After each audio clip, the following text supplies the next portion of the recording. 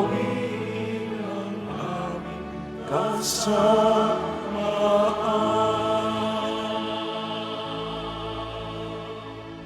Sa ngalan ng Ama at ng Anak at ng Espiritu Santo, Amen. sumainyo ang Panginoon. At sumairin. Mga kapatid kay Kristo, tayo po ngayon ay nasa ikatatlong linggo ng Kwaresma. Muli tayo po ay tinipon ng ating Nuestro Padre, Jesus Nazareno, bilang kaanib ng angkan ng Diyos. Tinipon niya ang bawat isa sa atin sapagkat mahal niya tayo. Kaya dumulog po tayo sa ating maawaing Panginoon na nagpapatawad ng lubos. Inaamin ko sa makapangyarihang Diyos At sa inyo mga kapatid, na lubha ako nagkasala sa isip, sa salita, sa gawa, at sa aking pagkukulang. Kaya isinasamo ko sa mahal na Birheng Maria, sa lahat ng mga anghel at mga banal, at sa inyo mga kapatid, na ako'y ipanalangin sa Panginoong ating Diyos. Kaawaan tayo ng makapangyarihang Diyos, patawarin tayo sa ating mga kasalanan at patnubayan tayo sa buhay na walang hanggan. Amen.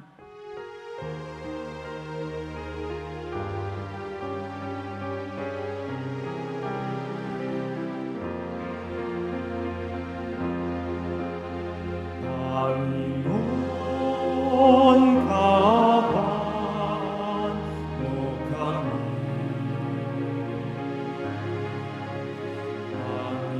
Panginoon, kawan mo kami.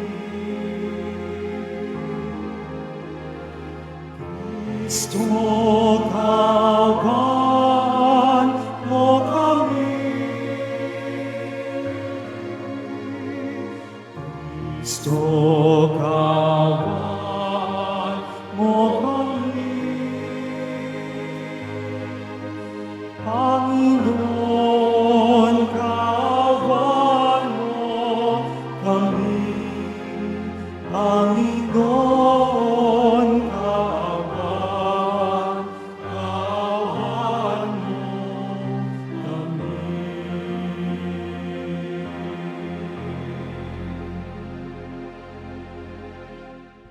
Manalangin tayo.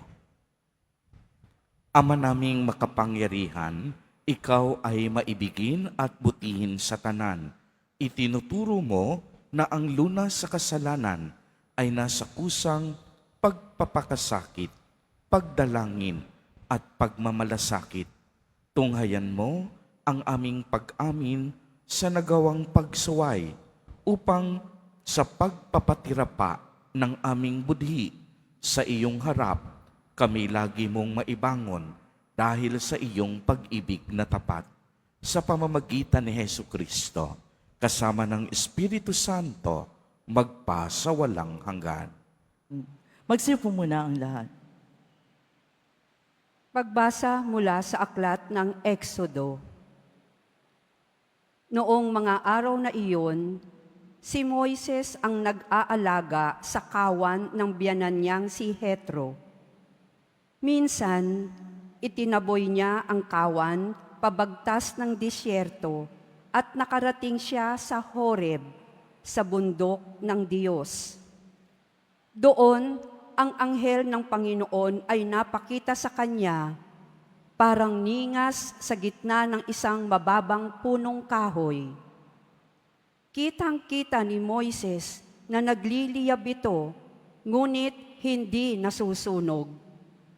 Kaya't nasabi niya sa kanyang sarili, "Kataka-taka ito. Tingnan ko ngang mabuti kung bakit di nasusunog, gayong nagliliyab." Nang lalapit na si Moises, tinawag siya ng Panginoon buhat sa nagliliyab na punong kahoy. "Moises, Moises!" "Ano po iyon?" sagot niya.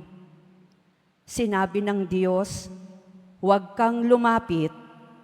Hubarin mo ang iyong sandalyas sapagkat banal na dako ang kinatatayuan mo. Ako ang Diyos ng iyong mga magulang, nina Abraham, Isaac at Jacob." Tinakpan ni Moises ang kanyang mukha pagkat natatakot siyang tumingin sa Diyos. Sinabi sa kanya ng Panginoon, "Nakita kong labis na pinahihirapan ng mga Ehipsyo ang aking bayan. Alam ko ang hirap nilang tinitiis at narinig ko ang kanilang daing. Kaya bumaba ako upang sila'y iligtas, ialis sa Ehipto at ihatid sa lupaing mayaman, malawak at sagana sa lahat ng bagay." Sinabi ni Moises, "Pupunta ako sa mga Israelita at sasabihin sa kanilang ako'y sinugo ng Diyos ng aming ninuno. Ngunit ano po ang sasabihin ko kung itanong nila kung sino ang nagsugo sa akin?" Sinabi ng Diyos, "Ako'y si Ako nga. Sabihin mong sinugo ka ni Ako nga, ng Panginoon, ng Diyos ng inyong mga ninuno, ng Diyos ni na Abraham, Isaac at Jacob. At ito ang pangalang itatawag nila sa akin magpakailanman. Ito rin ang pag-alala sa akin ng lahat ng saling lahi." Ang salita ng Diyos. Salamat sa Diyos.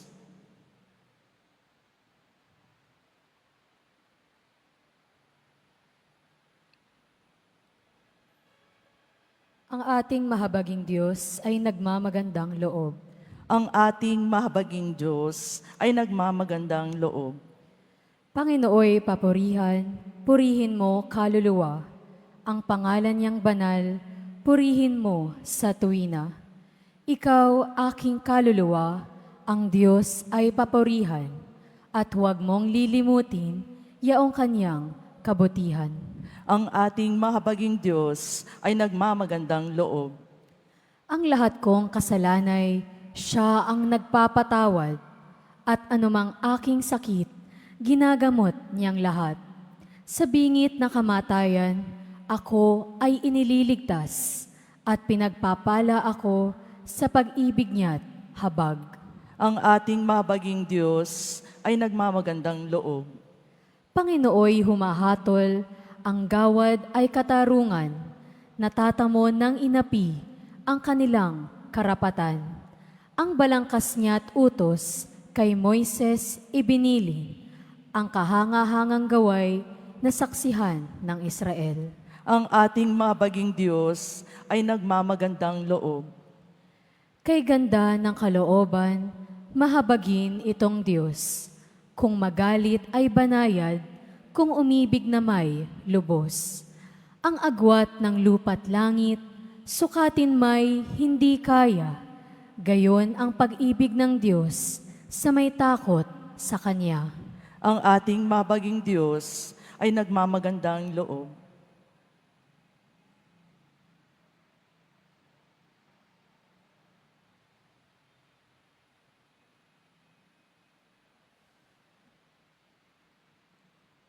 Pagbasa mula sa unang sulat ni Apostol San Pablo sa mga taga-Korinto. Mga kapatid, ibig kong malaman ninyo ang nangyari sa ating mga ninuno na sumunod kay Moises. Silang lahat ay naliliman ng ulap sa kanilang paglalakbay at tumawid sa dagat na pula. Sa gayon, nabinyagan silang lahat sa ulap at sa dagat bilang tagasunod ni Moises. Kumain silang lahat ng iisang pagkaing espiritual at uminom din ng iisang inuming espiritual mula sa batong espiritual na sumubaybay sa kanila, at ang batong iyon ay si Kristo. Gayunman, hindi kinalugdan ng Diyos ang marami sa kanila, kaya't nagkalat sa ilang ang kanilang mga buto. Ang mga nangyaring ito'y babala sa atin upang huwag tayong magnasa ng mga masasamang bagay, gaya ng ginawa nila. Huwag din tayong magreklamo tulad ng ilan sa kanila. Kaya't nilipol sila ng anghel na mamumuksa. Nangyari ito sa kanila bilang babala sa iba at nasulat upang turuan tayong mga inabot ng huling panahon. Kaya nga, mag-ingat ang sinumang nag-aakalang siya'y nakatayo, baka siya mabuwal. Ang salita ng Diyos. Salamat sa Diyos. Magsitayo na po ang lahat.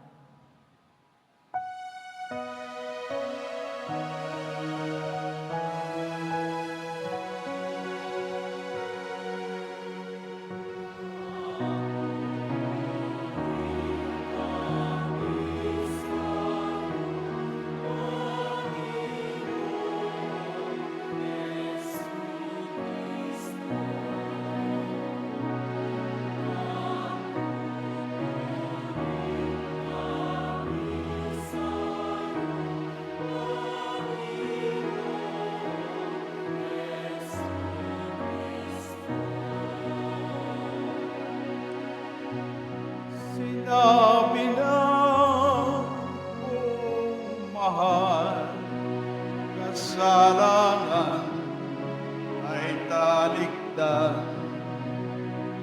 Suway ay pagsisiyan, maghahari ng lubusan. Ang buong Diyos na may kapal.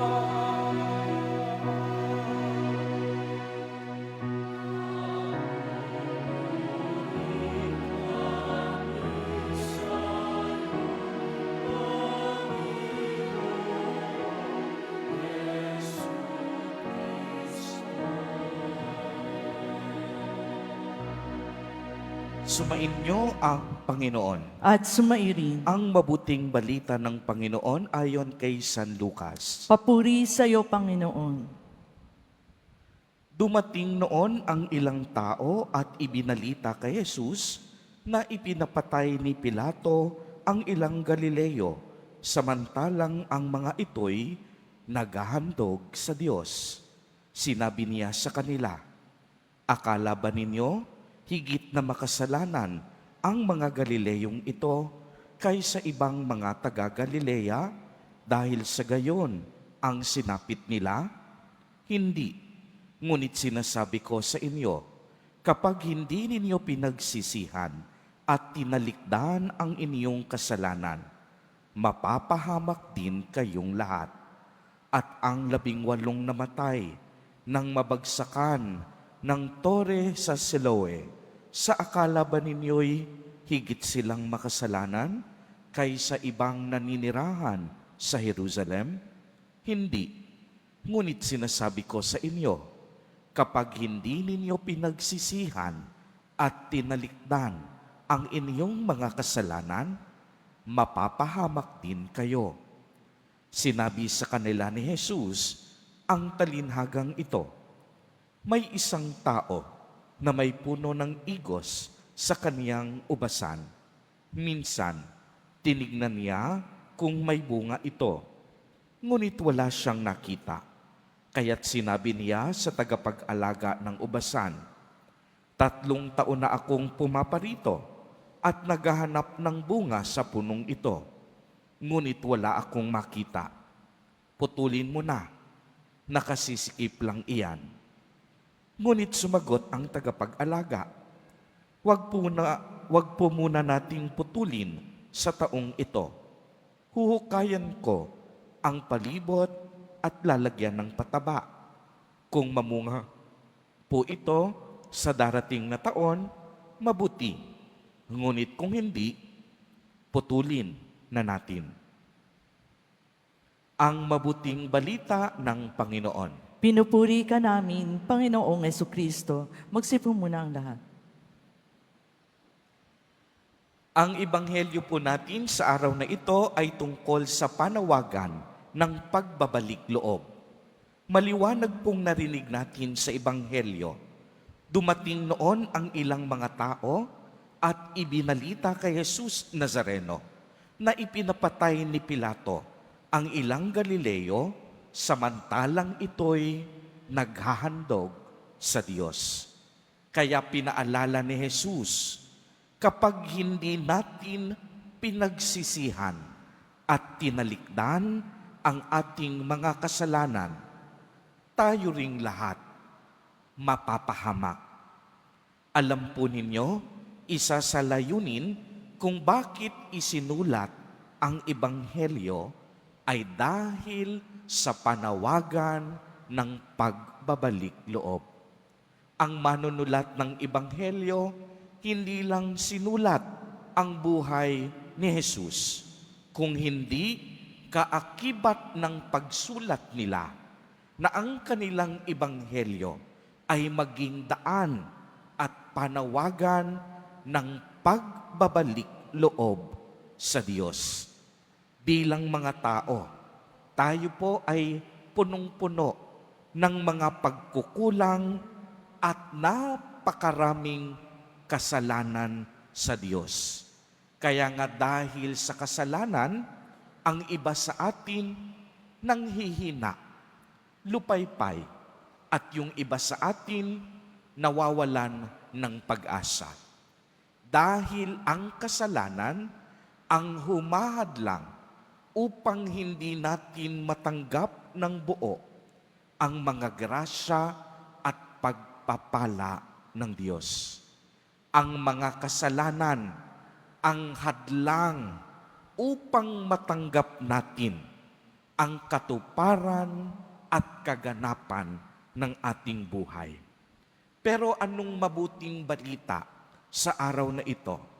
Gaya ng aking laging binabahagi, walang kasalanan, anumang lalim at laki nito, ang hindi kayang patawarin ng Diyos.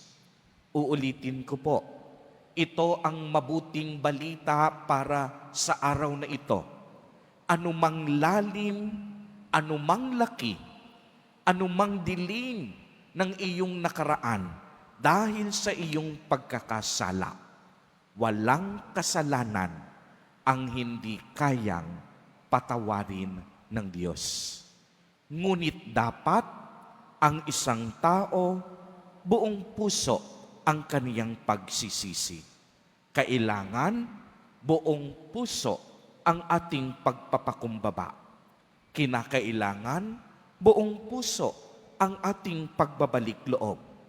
At kinakailangan din buong puso ang paghahangad natin na baguhin ang ating mga buhay. Ang atin pong Diyos ay punong-puno ng awa at habag. Uulitin ko po, lagi ninyo itong tatandaan kapag kayo'y nanghihina sa inyong buhay.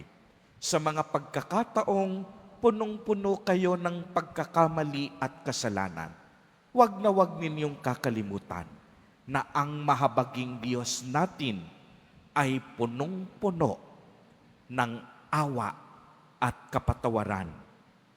Binibigyan niya tayo hindi lang isa, 2, 3, 5 o 10 pagkakataon. Ngunit napakaraming pagkakataon upang tayo ay magbalik loob sa Diyos. Kaya nga't kung ating pagninilayan, hindi kaparusahan ang hangad ng Diyos, kung hindi kapatawaran, hindi kalupitan ang ibig niya, kung hindi tunay na pagtanggap, hindi paninisi, kung hindi pangunawa ang nais niyang ipadama sa atin, hindi panghuhusga, kung hindi pagmamahal ang nais niyang ibuhos sa atin. Kaya huwag tayong matakot na magbalik loob sa Diyos at pagsisihan ang ating mga kasalanan. Kaya nga kung inyong mapapansin, kinuwento ni Jesus Nazareno ang parabola tungkol sa talinhaga ng puno ng igos. Ang punong ito ayaw magbunga.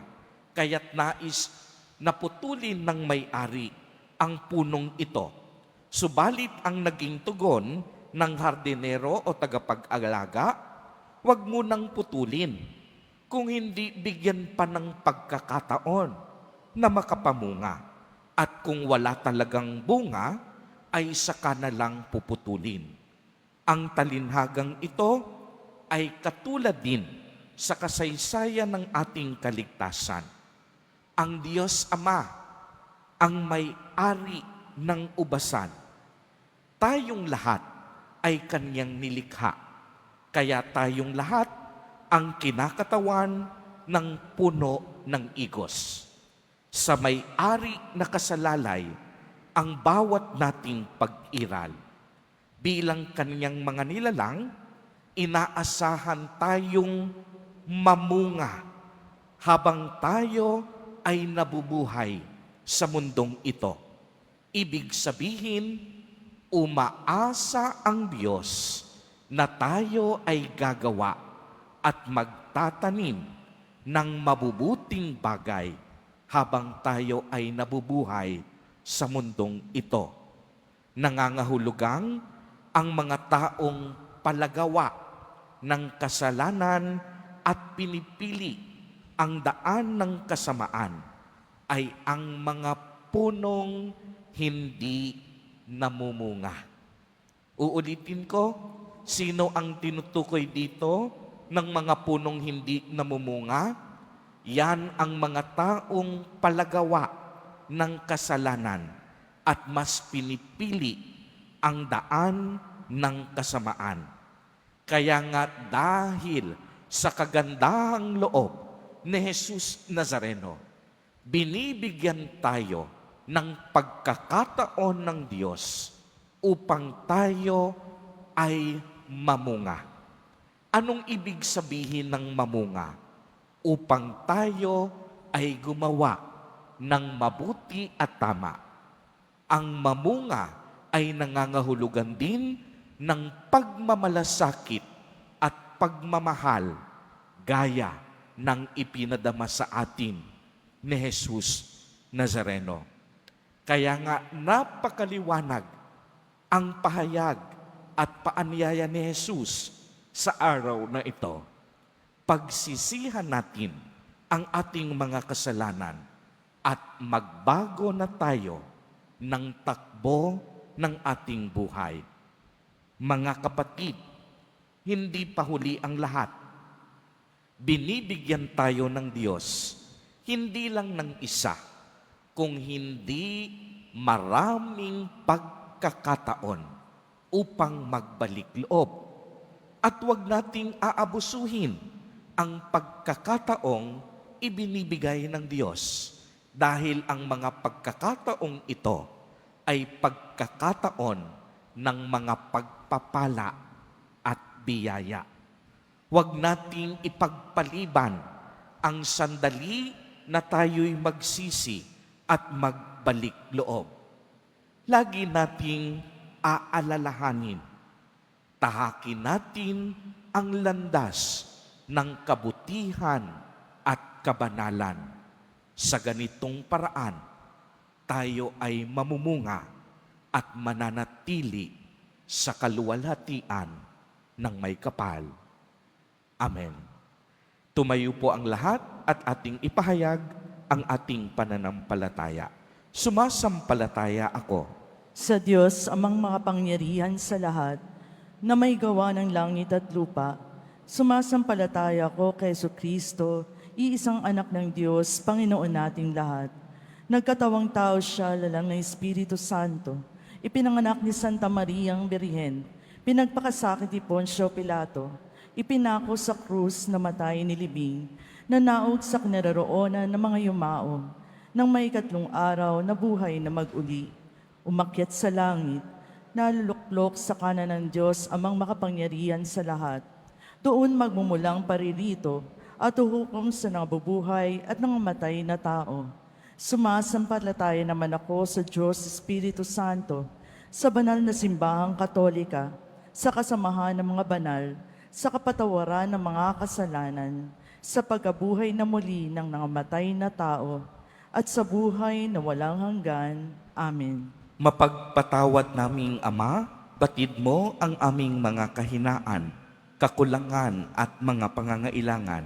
Sa iyong mahabaging pagkalinga, kami ay nananalig at nagsusumamo. Sa bawat panalangin, ang atin pong itutugon. Ama namin, dinggin mo ang iyong bayan. Ama namin, dinggin mo ang iyong bayan. Maging halimbawa nawa ang mga pinuno ng simbahan ng tunay na pagsisisi at pamumuhay na naaayon sa kalooban mo. Manalangin tayo. Ama namin, dinggin mo ang iyong bayan. Magsikap nawa kaming magtulungan tungo sa ikabubuti ng lahat. Iwasan nawa namin ang pagpuna sa dungis at kapintasan ng aming kapwa, nang mapakita ang pagmamalasakit at pagmamahal sa kanila. Manalangin tayo. Ama namin, dinggin mo ang iyong bayan. Magbunga nawa ang mga kaloob ng Espiritu Santo, pagsisisi, katarungan at pag-ibig sa lahat ng tatanggap ng sakramento ng binyag. Manalangin tayo. Ama namin, dinggin mo ang iyong bayan. Maging mga instrumento nawa kami ng katarungan, kapayapaan at kaayusan sa lipunan. Manalangin tayo. Ama namin, dinggin mo ang iyong bayan.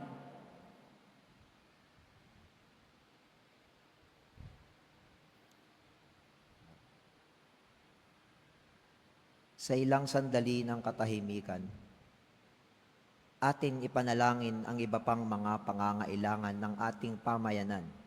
Gayon din ang mga intensyon na inialay sa ating misa sa araw na ito. At isama rin natin ang ating mga pangsariling kahilingan.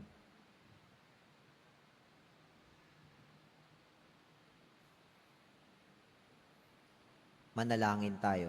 Ama namin, dinggin mo ang iyong bayan.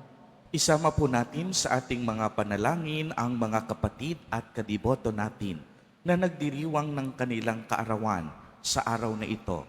Ang mga mag-asawang nagdiriwang ng anibersaryo ng kanilang mga kasal. Ang mga kaibigan at kamag-anak natin na may sakit at may malubhang karamdaman. Gayon din ang mga pamilyang nagugutom at walang makain. Naway ingatan, patnubayan, at basbasan silang lagi ni Jesus Nazareno. Manalangin tayo. Ama namin, dinggin mo ang iyong bayan. Ama, dinggin mo ang aming mga panalangin, alang-alang kay Jesus Nazareno na aming Panginoon. Amen. Magsipong muna ang lahat.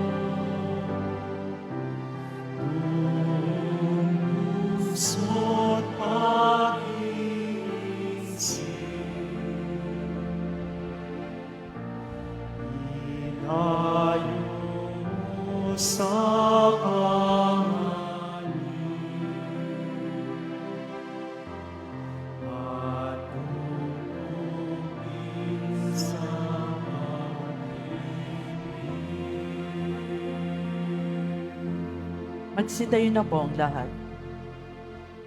Manalangin kayo mga kapatid upang ang paghahain natin ay kalugdan ng Diyos amang makapangyarihan. Tanggapin nawa ng Panginoon itong pag-aain sa iyong mga kamay, sa kapurihan niya at karangalan, sa ating kapakinabangan at sa buong sambayanan niyang banal.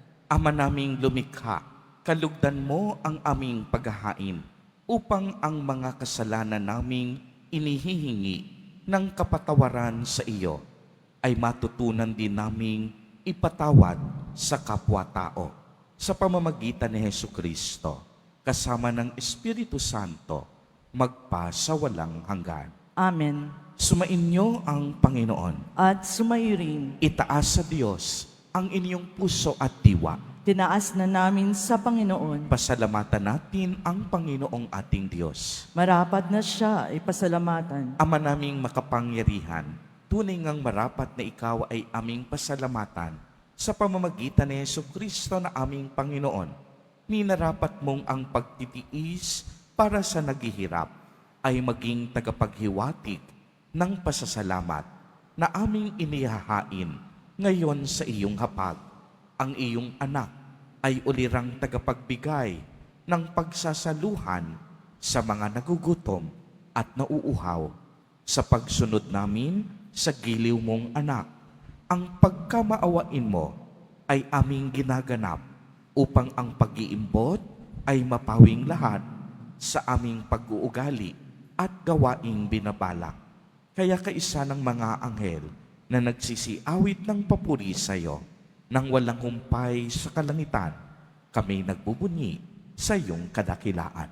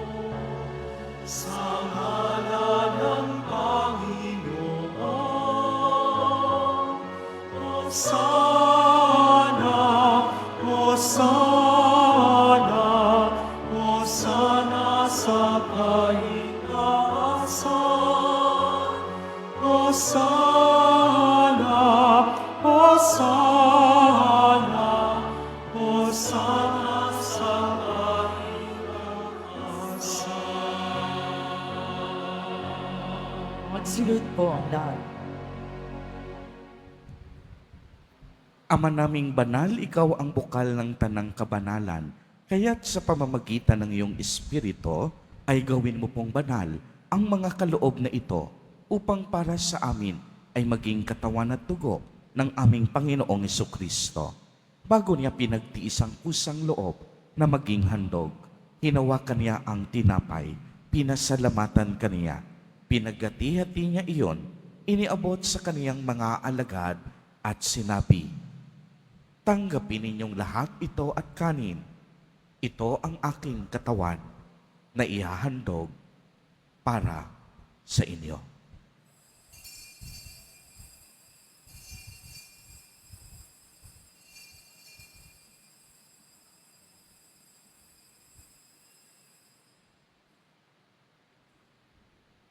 Gayon din naman noong matapos ang hapunan, hinawakan niya ang kalis. Muli kanyang pinasalamatan. Iniabot niya ang kalis sa kaniyang mga alagad at sinabi, "Tanggapin ninyong lahat ito at inumin. Ito ang kalis ng aking dugo, ng bago at walang hanggang tipan. Ang aking dugo na ibubuhos para sa inyo at para sa lahat sa ikapagpapatawad ng mga kasalanan. Gawin ninyo ito sa pag-alaala sa akin."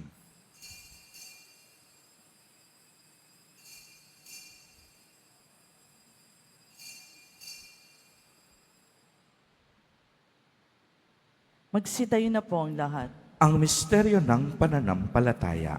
Si Kristo'y namatay, si Kristo'y nabuhay, si Kristo'y babalik sa wakas ng panahon. Ama, ginagawa po namin ngayon ang pag-alaala sa pagkamatay at muling pagkabuhay ng iyong anak. Kaya't iniaalay namin sa iyo ang tinapay na nagbibigay buhay at ang kalis na nagkakaloob ng kaligtasan. Kami po'y nagpapasalamat dahil kami iyong minarapat na tumayo sa harap mo para maglingkod sa iyo. Isinasamo namin na kaming magsasalo-salo sa katawan at dugo ni Kristo ay mabuklod sa pagkakaisa sa pamamagitan ng Espiritu Santo. Ama, lingapin mo po ang iyong simbahang laganap sa buong daigdig. Puspusin mo kami sa pag-ibig kaisa ni Francisco na aming Santo Papa at ni Jose na aming Obispo at ng Tanang Kaparian. Alalahanin mo rin ang mga kapatid naming nahimlay nang may pag-asang sila'y muling mabubuhay. Gayon din ang lahat ng mga pumanaw. Kaawaan mo po sila at patuloyin sa iyong kaliwanagan. Kaawaan mo at pagindapatin kaming lahat na makasalo sa iyong buhay na walang wakas, kaisa ng mahal na Birheng Maria na ina ng Diyos, ng kabiyak ng puso niyang si San Jose, kaisa ng mga apostol at ng lahat ng mga banal na namuhay dito sa daigdig ng kalugod-lugod sa iyo, maipagdiwang nawa namin ang pagpupuri sa ikararangal mo sa pamamagitan ng iyong anak na aming Panginoong Hesukristo. Sa pamamagitan ni Kristo, kasama niya at sa Kanya, ang lahat ng parangal at papuri ay sa iyo, Diyos amang makapangyarihan, kasama ng Espiritu Santo, magpa sa walang hanggan.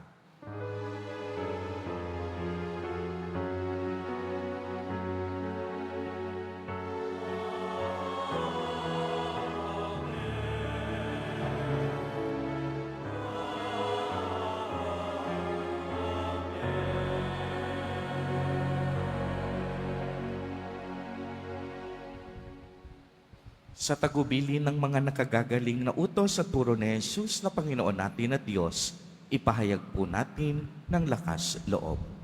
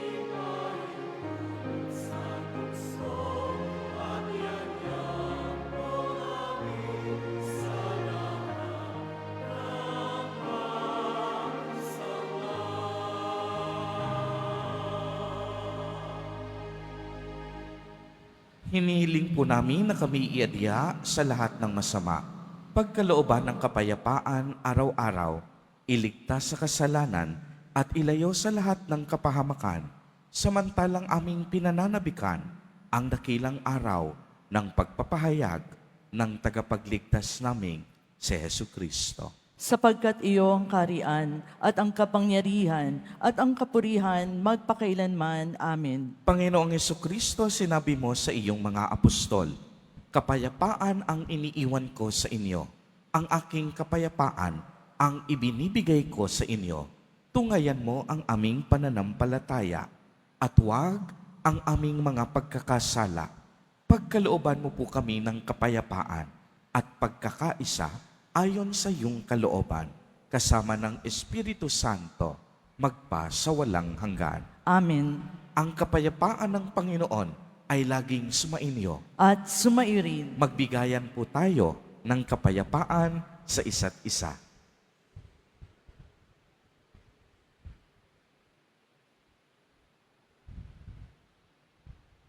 Kordero ng Diyos na nag-aalis ng mga kasalanan ng sanlibutan, maawa ka sa amin. Kordero ng Diyos na nag-aalis ng mga kasalanan ng sanlibutan, maawa ka sa amin. Kordero ng Diyos na nag-aalis ng mga kasalanan ng sanlibutan, ipagkaloob mo sa amin ang kapayapaan. Magsilid po ang lahat. Ito ang kordero ng Diyos. Ito ang nag-aalis ng mga kasalanan ng sanlibutan. Mapalad ang inaanyayahan sa kaniyang piging. Panginoon, hindi ako karapat-dapat na magpatuloy sa iyo, ngunit sa isang salita mo lamang ay gagaling na ako.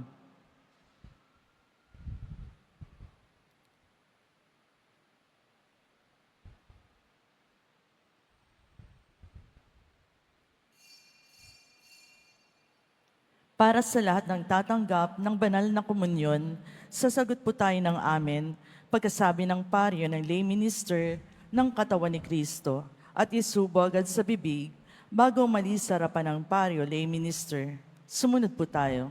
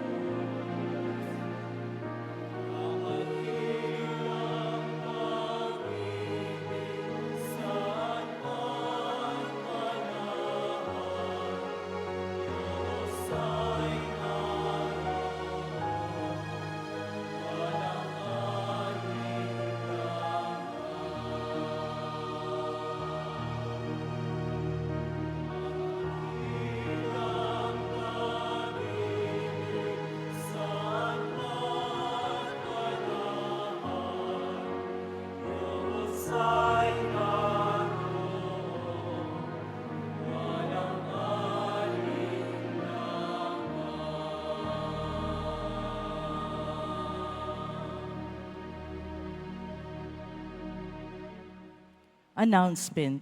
Ang Nazarene Catholic School, ang paaralan ng Basilica Menor at Pambansang Dambana ni Jesus Nazareno, ay tumatanggap na ng mag-aaral mula sa preschool hanggang senior high school para sa school year 2025-2026.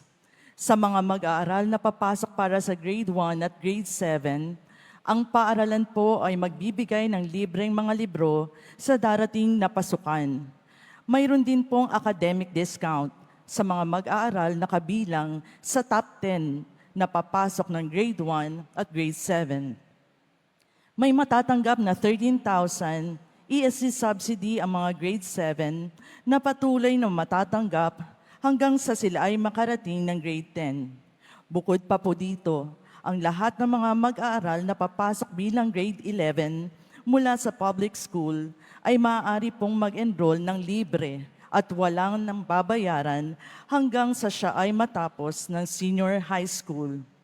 Para sa karagdagang impormasyon, tulong pang edukasyon, pinansyal, diskwento at mga scholarship, maaari kayong mag-message sa The Nazarene Catholic School Facebook page o tumawag sa mga sumusunod na numero na nakapaskil sa ating LED screens. Mga paalala sa nagsisimba, pagkatapos ng misa, ang pagwiwisik po ng banal na tubig ay magaganap sa labas ng ating simbahan. Pinakikiusapan ng lahat na ang tanging labasan o exit ay sa Quezon Boulevard at sa Plaza San Juan lamang. Iwasan po natin na magtulakan. Sumunod po tayo. Maraming salamat po sa inyong pagdalaw at pagsisimba sa Basilica Menor at Pambansang Dambana ni Jesus Nazareno. Magsitayo na po ang lahat. Manalangin tayo. Ama naming mapagmahal, sa pakikinabang namin sa iyong banal na piging, pinagsasaluhan namin ang bigay mong pagkain. Ang ginaganap namin ngayon sa pagdiriwang ay lubos nawang mangyari sa gawain namin sa araw-araw sa pamamagitan ni Jesucristo, kasama ng Espiritu Santo, magpa sa walang hanggan. Amen. Sumainyo ang Panginoon. At sumairin. Mahal na Poong Jesus Nazareno, inihayag mo sa pamamagitan ng krus ang walang maliw na pag-ibig ng Diyos sa sangkatauhan. Pakinggan mo ang kahilingan, lalo na para sa nangangailangan ng iyong tulong at awa. Makamtanawa namin ang iyong kasagutan na may utang na loob na tinatanaw. Basbasan din po ninyo ang mga imahen, panyo at dasalan upang lalo kaming manalangin at magtiwala. Sa pamamagitan ng bendisyon na ito, naway lalo kaming maging mapaglingkod, masunurin at tapat sa iyo na aming maluwalhating Panginoon, magpa sa walang hanggan. Amen.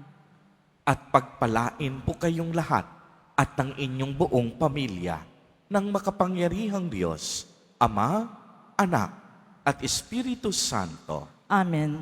Humayo kayong taglay ang pag-ibig at kapayapaan ng Poong Jesus Nazareno. Salamat sa Diyos.